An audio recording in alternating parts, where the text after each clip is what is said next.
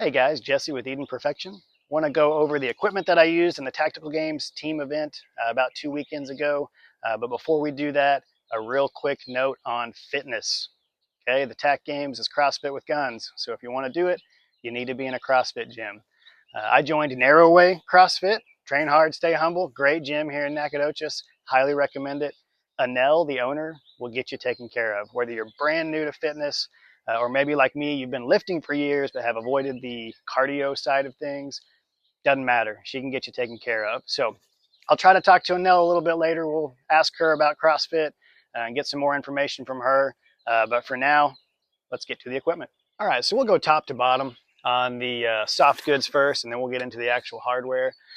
So earplugs, cheap foamies, worked great. I looked at a bunch of different, Bluetooth, in-ear, all the fancy stuff, and ultimately thought these have been working for a long time, and they worked great for me. So no need to get too fancy with that.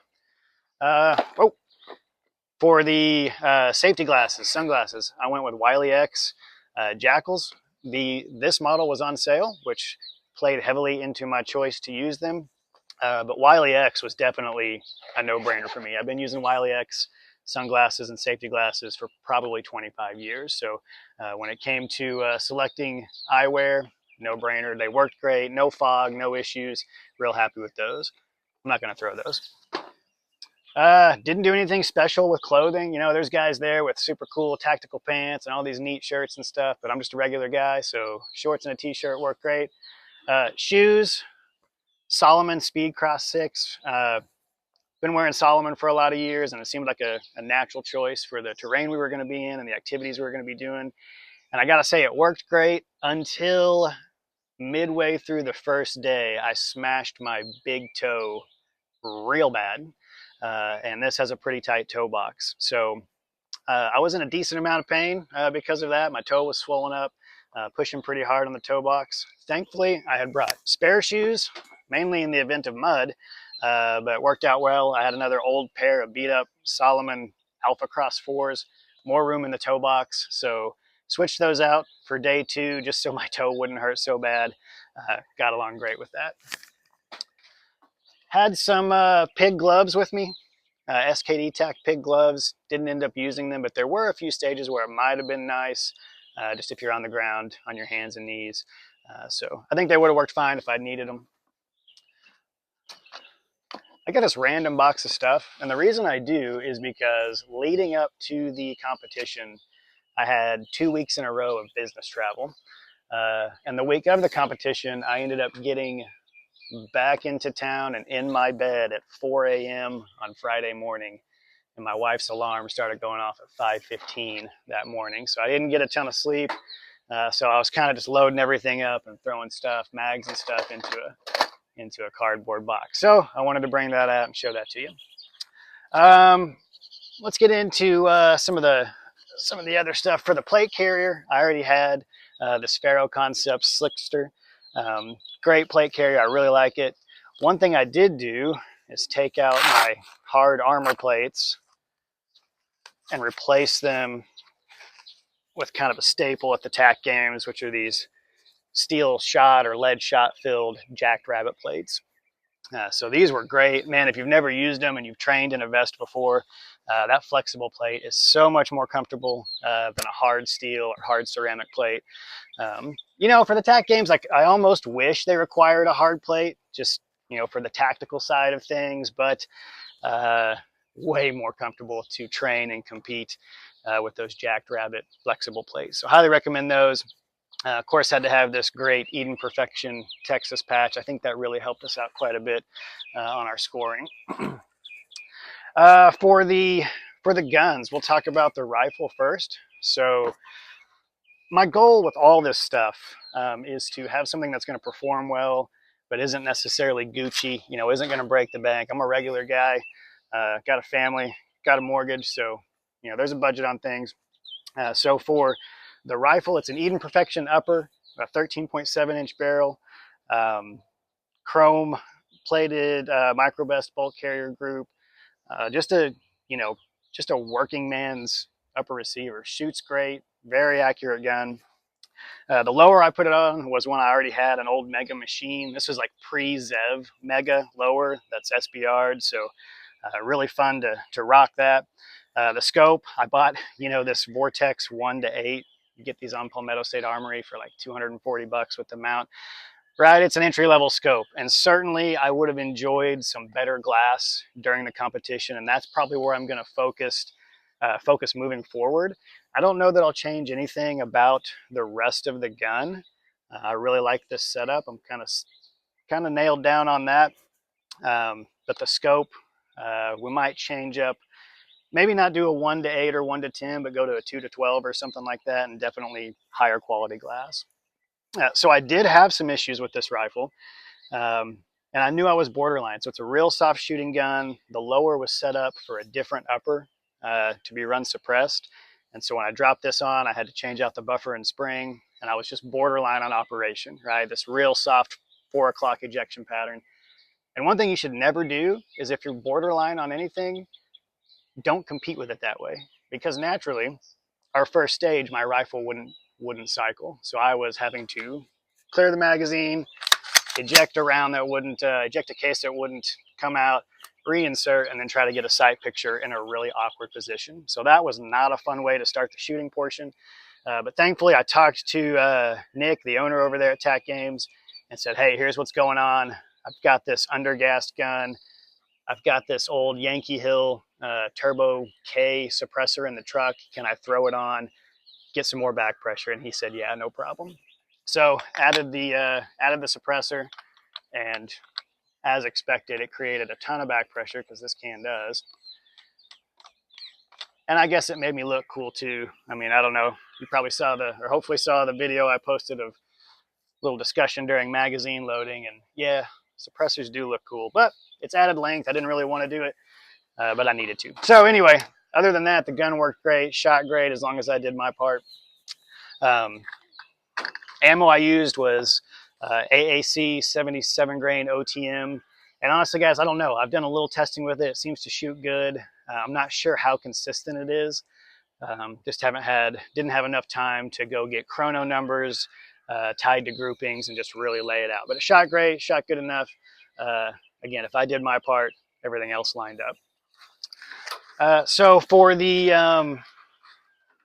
belt and handgun, on the belt, again, I already had this Faro Concepts Bison belt.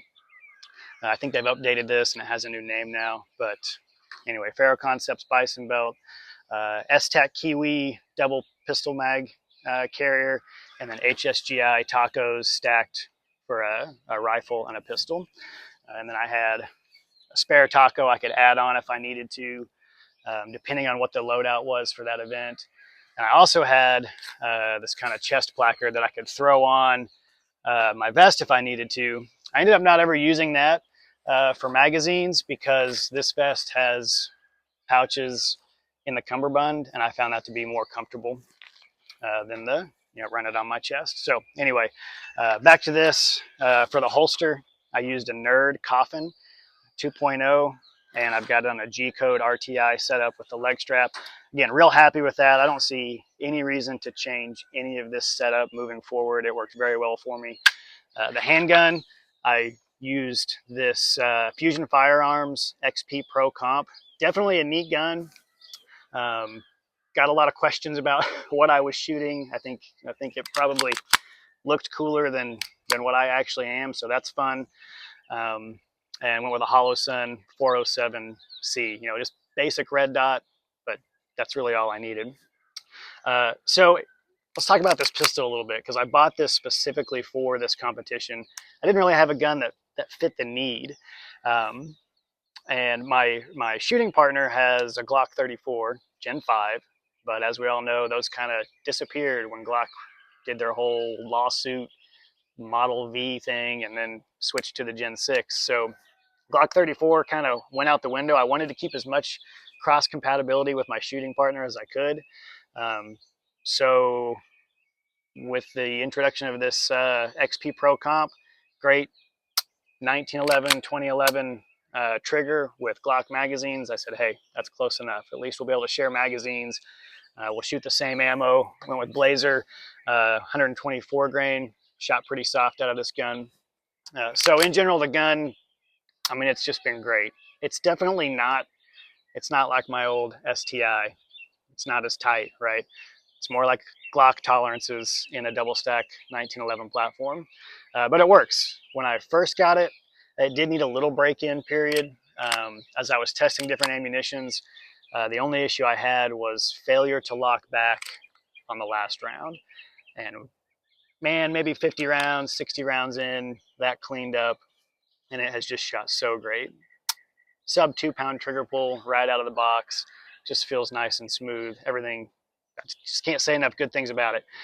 So it worked well in the competition, no issues there, no malfunctions of any kind, just a solid shooter. Again, if I did my job, the pistol did its job. So yeah, that's pretty much it. Again, a lot of the gear choices and the setups were made based on watching videos of other guys competing, seeing what events might be in the tactical games. And overall, I'm pretty happy with everything. Again, I think the main thing I'm going to focus on moving forward is better glass on the rifle, and then training. So that's the big one, right? I'd never shot from a VTAC barricade before. I'd never shot from some of these weird positions. And so that was a new experience, and it's never good to learn new skills right in the middle of a competition. So anyway, gonna up the training regimen moving forward, not only on the shooting side, but also on the fitness side, and looking forward to shooting the tactical games again next year. Have a good one, guys. So I was looking back through the video to see if there was anything I missed, and there were just a few things. I used this Lucas gun oil for the first time, and I gotta say, I think this is my new favorite. I'm not big on all the trendy things that have come and gone throughout the years, but this has been around a while. I just grabbed a bottle out of convenience and real happy with the way this worked. For magazines, went with P-Mags, both 20 and 30 round for the rifle, and OEM Glock mags for the gun. I think it'd be pretty silly to use anything different with those things. And finally, one of the best pieces of kit was this plastic knife. Again, I mentioned the crazy travel I had leading up to it, so the only food I brought along was a jar of peanut butter, a jar of jelly, and a loaf of bread, and this knife. So this made a lot of peanut butter and jelly sandwiches on the way there and throughout the weekend, and just found it in my random box of things and wanted to show you guys. So I thought of a few more things that I wanted to cover about the hardware that I neglected to hit on in the original video clips, and then also kind of a story that I thought was neat. I'd made some comment in the video about, you know, the middle of a competition is not a good time to be learning new skills, and that popped into my head actually from an old Clint Smith quote. Clint Smith from Thunder Ranch, he had it in the context of a gunfight. The middle of a gunfight's not a good time to be acquiring new skills, or something like that. And so it was kind of cool because our competition was at YO Ranch in Mountain Home, Texas, and one of the range officers there actually used to work with Clint Smith when Thunder Ranch was in Mountain Home, Texas. So it was great to just hang out with a guy who had a lot of cool stories about Clint, and just, you know, spend time with a guy who had face-to-face time with an absolute legend. So that was neat. I wanted to share that with you guys. So let's look at a few things I missed. So I did make a few slight changes to the XP Pro comp. One, I removed the factory magazine well. It's a big competition mag well, which is great if you have extended base pads on your magazines, and I had no desire to do that, and so it made it a little difficult to fully seat a magazine because my hand would be running into that mag well. So I removed that and got along great without it. Also, I replaced the guide rod with a toolless guide rod from Fusion, just to make it easier to field strip this gun. If I needed to actually get the barrel all the way out, that toolless guide rod makes that so much easier. So that's all I did to it. Just wanted to hit on that. And that gun, again, worked fantastic for me. Also, I wanted to hit on the reticle on this scope. So even though it's definitely entry-level glass, the reticle for me it's almost exactly what I want. So user-friendly. The problem is these BDC reticles often, it seems like they're still calibrated for 20-inch guns with 55 grain ammo, but you don't see that very often, particularly not in the context in which you're going to use one of these reticles. So I knew that with this 13.7-inch barrel and 77 grain ammo, my holds were going to be wrong, so I needed to kind of recalibrate that. So before the competition, I got my Athlon Rangecraft chronograph. I got some good velocity data on that AAC 77 grain OTM ammo out of my 13.7 inch barrel. And then I took both the Athlon ballistics app and also the Hornady 4DOF ballistics app, plugged in the data from the reticle, the holds, and the velocities, and discovered that basically the values on this BDC reticle were simply 100 yards off. So when I'm zeroed at 100 yards, which I like 100 yard zero, the 300 yard mark on the reticle was dead on at 200. The 500 yard mark on the reticle was dead on at 400. So it made it real easy to use that BDC once I just learned the new holds, and it worked out well. I tested it beforehand at one of the local ranges out to 500, and then in the competition we had a 402 yard target. And again, when I did my part, the gun was spot on every time. So if you are running a 13.7 inch barrel with 77 grain OTM ammo from AAC, and you're looking for an entry level BDC scope, this one works really well. Anyway, I wanted to share that with you guys. Thanks again for watching. Take it easy.